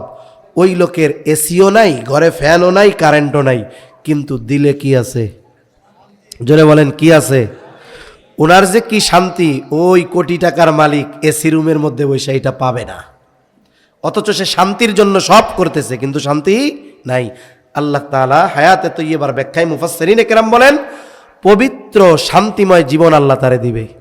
হয়তো অনেক কিছু নাই, মানুষ ধনীকে নবীজি বলেন আল গিনা গিনান নাফস, অন্তরের ধনী হলো আসল ধনী। আল্লাহ তাআলা ওই রকম ধনী তারে বানায়া দিবে। এরপরে আল্লাহ কি দিবে? অমুখাপেক্ষী জীবন দিবে, অমুখাপেক্ষী জীবন। তার মানে সে আল্লাহর কাছে মুখাপেক্ষী হবে, কোনো মানুষের কাছে সে মুখাপেক্ষী হবে না। এই দুনিয়ায় অভাব কার বেশি? কন, যে যত বড় লোক বেশি অভাব তার বেশি। আমাদের দেশে অনেক গার্মেন্টস ফ্যাক্টরির মালিক আছে না, মানে এটা হলো ওনাদেরকে আলাদা করে উদাহরণ দিয়ে বোঝানোর জন্য বলতেছি। অনেকের ইতিহাস টেলিভিশনে শোনায়, মোবাইলে শোনায় যে আমি যখন ঢাকায় এসেছি আমার কিছুই ছিল না। তা কি করছো তুমি ওই সময়? কয় এসে আমি এক ভাইয়ের অধীনে চাকরি নিলাম, দৈনিক 200 টাকা বেতনে। কি শিখছো ওই জায়গায়? কয় ওই জায়গায় আমি গেঞ্জির কাটিং ফিটিং এগুলো শিখছি। কয় বছর? 2 বছর থাকছি। এরপরে কি করছে? এরপরে চিন্তা করেছি এখন আমার নিজেকে একটা কিছু করতে হবে। এবার আমি যেহেতু এই লাইনে 2 বছরের অভিজ্ঞতা, আমি নিজে একটা রুম নিয়ে ব্যবসা শুরু করছি। এরপরে আস্তে আস্তে ওই একটা মেশিন থেকে আজকে আমার ফ্যাক্টরিতে 10,000 মেশিন, বলে না এরকম? তার মানে কিছুই ছিল না, আজকে সে 1,000 কোটি টাকার মালিক। কিন্তু করোনাকালীন সময় দেখলাম সবচেয়ে বড় মিসকিন ওইগুলা। শ্রমিকদের বেতন দেয় না, কয় আমাদেরকে যদি প্রণোদনা না দেওয়া হয় তাইলে আমাদের রাস্তায় বসতে হবে। মাইক নিয়ে এরকম বলছে না একজন 100 কোটি টাকা করে খরচ করে সিনেমা বানাইছে, ও ফকিন্ডির মতো কইতেছে প্রণোদনা না দিলে আর ব্যবসা টিকবে না। তার মানে কি বুঝলেন? ওর এত থাকার পরেও ওর লোন 1,000 কোটি টাকা, ওর ফকির হয়ে যাওয়ার ভয়, ঠিক কিনা কন? কিন্তু আল্লাহ তাআলা এই মানুষগুলোর অন্তরে এমন এক অবস্থা দিবে যে ওর যা প্রয়োজন আল্লাহ ব্যবস্থা করবে, মানুষের মুখাপেক্ষী আল্লাহ ওরে বানাবে না। ও সব সময় বলবে আলহামদুলিল্লাহ, আমার আল্লাহ আমারে ভালো রাখছে। এই অবস্থা আল্লাহর মধ্যে সৃষ্টি করে দিবে। হাই হুতাশ আল্লাহ দিবে না। এরপরে কি দিবে? স্বল্পে তুষ্টতা আল্লাহ দান করবে। হায়াতে তৈয়বার অনেকগুলো ব্যাখ্যা। হযরত আলী রাদিয়াল্লাহু তাআলা আন, আব্দুল্লাহ ইবনে আব্বাস রাদিয়াল্লাহু তাআলা আন, প্রখ্যাত মুফাসির মুজাহিদ রাহমাতুল্লাহি আলাইহি, আমি এনাদের সকলের কথাগুলো একসাথে শুনাইতেছি যে হায়াতে তৈয়বার ব্যাখ্যা কি। আরেক ব্যাখ্যা বলে স্বল্পে তুষ্টতা আল্লাহ তারে দান করবে। যে ব্যক্তি স্বল্পে তুষ্ট তার কোনো কষ্ট নাই। এরপরে কি দান করবে? বলে তারে ইবাদতে মজা দান করবে। এক বুজুর্গ বলেন ইবাদতের মজা হলো এমন এক জিনিস, এইটার মজা যদি দুনিয়ার বাদশারা বুঝতে পারত, আর এই ইবাদতের মজা কেড়ে নেওয়ার জন্য যদি যুদ্ধ করা লাগতো, দুনিয়ার বাদশারা যুদ্ধ করতে পিছপা হইতো না। এখন আমরা ইবাদতের মজা কেমনে বুঝাই আপনাদের? গ্রাম হোক আর শহর হোক, বিশেষ করে গ্রামে ধরেন, মসজিদগুলাতে ফজরের নামাজের মুসল্লির সংখ্যা সব জায়গায় করুন।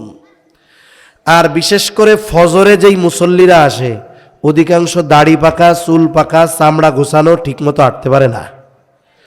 সব বৃদ্ধ বয়োবৃদ্ধ মানুষগুলো ফজরের নামাজের মুসল্লি। গরমেও তাদের কষ্ট, শীতের সময় হালকা শীতে কষ্ট। এরপরেও ওই মুরব্বী কঠিন শীতে ফজরের আজান যখন হইছে, পোলার সৌদি আরব থেকে পাঠানো পশমের কম্বলটা গার থেকে ফালায়া দিয়া সুন্দর মতো ঠান্ডা পানি দিয়ে অজু করিয়া ঠান্ডার মধ্যে ঠক ঠক করে হাইটা মসজিদের মধ্যে চলে আসছে। এই যে মানুষটা আসছে না, ওনারে জিজ্ঞাসা করবেন ইবাদতে কি মজা। যদি উনি ইবাদতে মজা না পাইতো, এই কঠিন শীতের মধ্যে গরম বিছানা থেকে উঠে ঠান্ডা পানি দিয়ে অজু করে ঠান্ডার মধ্যে হেঁটে মসজিদে আসতো না। আল্লাহ তাআলা এগুলো দান করবে দুনিয়ায়। আখিরাতে কি দিবে? ওয়ালানাজজিয়ান্নাহুম আজরাহুম বিআহসানি মা কানু ইয়ামালুন। দুনিয়ায় যে আমল আমরা করি, এই আমল দিয়া যে সবচেয়ে বেশি আমল করে, নবী রাসূলগণ সাহাবায়ে কেরামের কথা তো ভিন্ন, সাধারণ আমরা যারা, আমাদের মধ্যে যারা সবচাইতে বেশি আমল করে, ওই আমল দিয়ে আমলের বিনিময়ে জান্নাত পাওয়া বহুদূর, জান্নাতের ঘ্রাণও পাওয়া যাবে না। তবে আল্লাহ তাআলা যদি চান, ওরা দুনিয়ায় প্রাণাদনা চাইছে সরকারের কাছে, আল্লাহ চাইলে বান্দারে আখেরাতে প্রাণাদনা দিতে পারেন। কেমনে?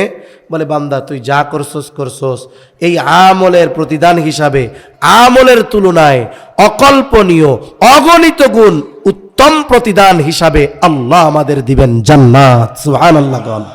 তাহলে জান্নাত যদি পেয়ে যাই, সফলতার আর কোনো কিছু বাকি থাকে? জোরে বলেন, বাকি থাকে? এজন্য সম্মানিত উপস্থিতি, আমলটা কি কইছি? সকাল সন্ধ্যা 3 বার নিজেরে নিজে স্মরণ করায়া দিব। রাদিতু বিল্লাহি রাব্বা ওয়া বিল ইসলামি দীনা ওয়া বি মুহাম্মদ সাল্লাল্লাহু আলাইহি ওয়াসাল্লাম নাবিয়্যাম ওয়া রাসূলা। এই কথা স্মরণ করানোর সাথে সাথে সারা দিন রাত আর সন্ধ্যা থেকে সারা রাত আমরা এই কথার উপরে নিজের জীবন পরিচালিত করব।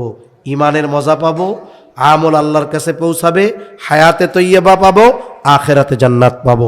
আল্লাহ সুবহানাহু ওয়া তাআলা আমাদের সবাইকে কথাগুলো বুঝবার তৌফিক দান করেন। জবান খুলে বলেন আমিন, আরো আসতে বলেন আমিন। ওয়া আখিরু দাওয়ানা আনিল হামদুলিল্লাহি রাব্বিল আলামিন। আসসালামু আলাইকুম ওয়া রাহমাতুল্লাহি ওয়া বারাকাতুহু। والصلاة والسلام على خير خلقه محمد وعلى آله وأصحابه أجمعين. ربنا ظلمنا أنفسنا وإن لم تغفر لنا وترحمنا لنكونن من الخاسرين ربنا آتنا في الدنيا حسنة وفي الآخرة حسنة وقنا عذاب النار ربنا لا تزغ قلوبنا بعد إذ هديتنا وهب لنا من لدنك رحمة إنك أنت الوهاب وأفوض أمري إلى الله إن الله بصير بالعباد حسبنا الله ونعم الوكيل نعم المولى ونعم النصير رب العالمين দীর্ঘ রাত পর্যন্ত দিনই আলোচনার পরে গুনাহমাখা হাত আমরা তুলে ধরেছি। যে যেখান থেকে হাত উঁচু করেছে আমাদের বিগত জীবনের সব ধরনের গুনাহগুলো মাফ করে দেন। আল্লাহ আমাদের আত্মীয় স্বজন দেশ বিদেশে যে যেখানে আছে মাফ করে দেন। যারা দুনিয়া ছেড়ে চলে গেছে আল্লাহ মাফ করে কবরগুলো জান্নাতের টুকরো বানায়া দেন। আল্লাহ যারা অসুস্থ আছে সুস্থতা দান করেন আল্লাহ। অনেকে দোয়া চেয়েছেন, যে যে উদ্দেশ্যে দোয়া চেয়েছি সকলের মনের নেক চাওয়া নেক আশা কবুল করে নেন। খাস করে আল্লাহ এই মাদ্রাসা কবুল করে নেন, এলাকাবাসীকে কবুল করে নেন। মাদ্রাসার মোহাব্বতে আল্লাহ সব প্রাণোদিত হয়ে দুহাত উজাড় করে তারা দান করেছে আল্লাহ। যে যা দান করেছে সকলের দান সকলের সহযোগিতা আপনি কবুল আর মঞ্জুর করে নেন। সকলের মনের নেক চাওয়া নেক আশা কবুল করে নেন। আয় আল্লাহ এই দানের উত্তম প্রতিদান আপনি তাদের দুনিয়া আখিরাতে দান করেন। সাথে সাথে মাদ্রাসার আরো যত প্রয়োজনীয়তা আছে আল্লাহ আপনি গায়েবী খাজানা থেকে মিটানোর ব্যবস্থা করে দেন। মাদ্রাসার ওস্তাদ ছাত্র পরিচালনায় যারা আছে আল্লাহ কবুল আর মঞ্জুর করে নেন। এলাকাবাসীর অন্তরে মাদ্রাসার মোহাব্বত আরো বেশি বেশি করে ঢুকায়া দেন। আয় আল্লাহ এই মাদ্রাসা সহ তামাম দুনিয়ার সকল মাদ্রাসাগুলো সকল ষড়যন্ত্র চক্রান্ত থেকে হেফাজত করেন। আয় আল্লাহ যেই ছাত্ররা হাফেজে কোরআন হয়েছে ওদেরকে হক্কানি আলেম হিসাবে কবুল করে আনেন। কয়েকজন মুরব্বী কোরআন নিয়েছে আল্লাহ শুদ্ধ তিলাওয়াতের সাথে সাথে কোরআনের আমলকারী হিসাবে তাদেরকেও সাথে সাথে আমাদের সকলকে আপনি কবুল আর মঞ্জুর করে নেন রব্বুল আলামিন। খাস করে অনেক প্রবাসী ভাইরা দোয়া চেয়েছে আল্লাহ সকলকে আপনি প্রবাসে ভালো রাখেন, সুস্থ রাখেন, ঈমান আমলের উপরে থাকার তৌফিক দান করেন রব্বুল আলামিন। খাস করে তামাম দুনিয়ার মুসলমানদের জানমাল হেফাজত করেন। যেখানেই মুসলমানেরা মাজলুম আপনি তাদের জন্য সাহায্যকারী হয়ে যান। হায় আল্লাহ আমাদের একে অপরের প্রতি হৃদ্রতা ভালোবাসা বাড়ায়া দেন। লোভ হিংসা অহংকার মুক্ত হৃদয় দান করেন আল্লাহ রব্বুল আলামিন। অভাবীর অভাব দূর করে দেন, ঋণগ্রস্তের ঋণ পরিশোধের তৌফিক দেন, হারাম হালাল বেঁচে চলার তৌফিক দেন আল্লাহ। সকলকে বরকতময় প্রশস্ত রিজিক দেন। যারা বেকার আছে হালাল কর্মসংস্থানের ব্যবস্থা করে দেন। আল্লাহ আমাদের রিজিক সংকীর্ণতা দিয়ে পরীক্ষা নিয়েন না রব্বুল আলামিন। খাস করে আমরা যারা হাত উঁচু করেছি আমাদের মধ্যে হয়তো অনেকের মা নাই, অনেকের হয়তো বাবা নাই, অনেকে হয়তো নিজের হাতে মোহাব্বতের মা বাবাকে কবরে শোয়া রাখছে। হায় আল্লাহ দুনিয়ার অপর প্রান্তে আমেরিকার খবর মুহূর্তের ভিতরে পাওয়া যায়, দেখা যায়। 3 হাত মাটির নিচে মোহাব্বতের মা বাবার কবরের খবর জানা যায় না, দেখা যায় না। হায় আল্লাহ গুনার কারণে যদি কারো মা বাবার কবরে আযাব হয় আমাদের মধ্যে যাকে পছন্দ যারা আমল পছন্দ হায় আল্লাহ তারা আমলের ওসিলায় ওই মা বাবার কবরগুলো জান্নাতের টুকরো বানায় দেন। কিয়ামতের দিনে হিসাব সহজ করে জান্নাতের ব্যবস্থা করে দিয়েন। যাদের মা বাবা বেঁচে আছে সুস্থ দীর্ঘ অনেক হায়াত আল্লাহ আপনি দান করেন রব্বুল আলামিন। যাদের সন্তান অবাধ্য আছে সন্তানগুলারে বাধ্য করে দেন। আল্লাহ আমাদের স্ত্রী সন্তান আমাদের জন্য চক্ষু শীতলকারী হিসাবে কবুল করে নেন।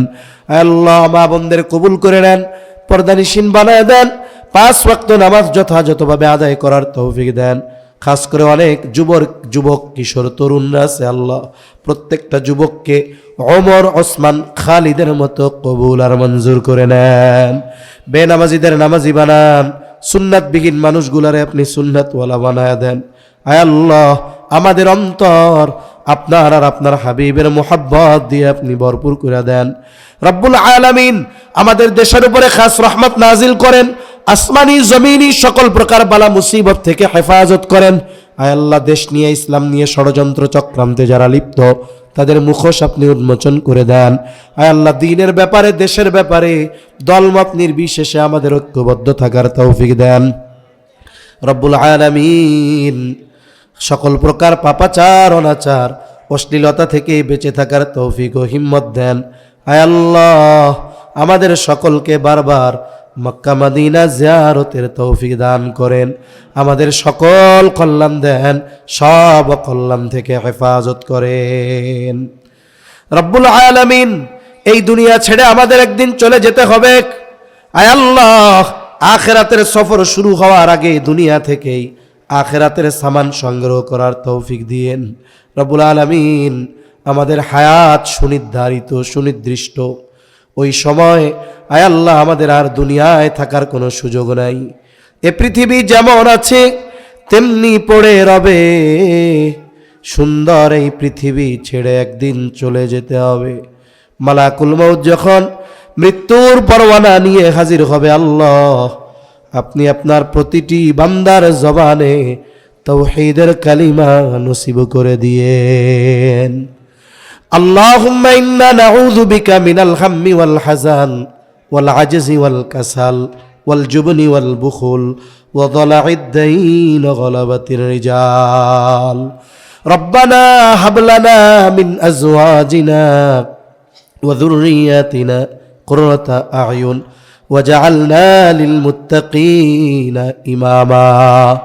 রব্বিরহামহুমা কামা রাব্বায়ানি সগীরা।